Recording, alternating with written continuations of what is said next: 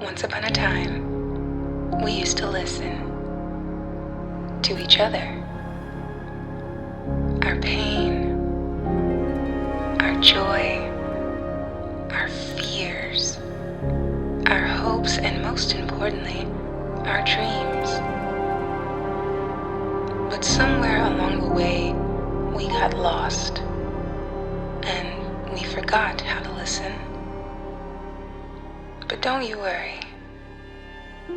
These stories will have an impact that will help guide you back. Because this is the Rayless Reverie.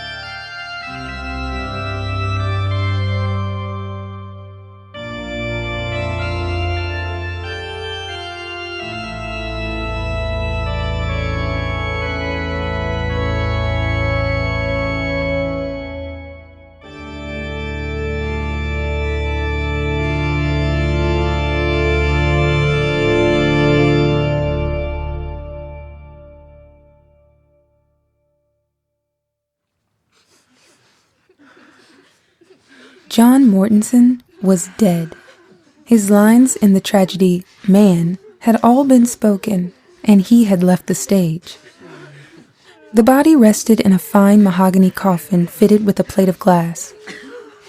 All arrangements for the funeral had been so well attended to that had the deceased known, he would doubtless have approved.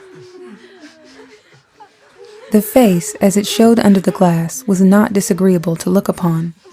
It bore a faint smile, and as the death had been painless, had not been distorted beyond the repairing power of the undertaker. At 2:00 of the afternoon, the friends were to assemble to pay their last tribute of respect to one who had no further need of friends and respect. The surviving members of the family came severally, every few minutes, to the casket, and wept above the placid features beneath the glass. This did them no good. It did no good to John Mortonson, but in the presence of death, reason and philosophy are silent.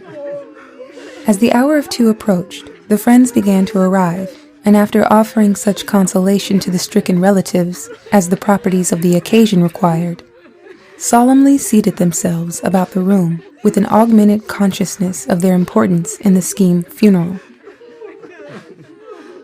Then the minister came, and in that overshadowing presence the lesser lights went into eclipse.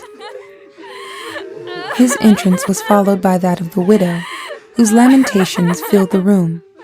She approached the casket, and after leaning her face against the cold glass for a moment, was gently led to a seat near her daughter. Mournfully and low, the man of God began his eulogy of the dead, and his doleful voice, mingled with the sobbing which it was its purpose to stimulate and sustain, rose and fell, seemed to come and go, like the sound of a sullen sea. The gloomy day grew darker as he spoke. A curtain of cloud underspread the sky, and a few drops of rain fell audibly.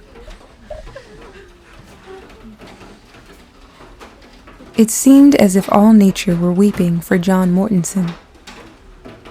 When the minister had finished his eulogy with prayer, a hymn was sung, and the pallbearers took their places beside the bier. As the last notes of the hymn died away, the widow ran to the coffin, cast herself upon it, and sobbed hysterically.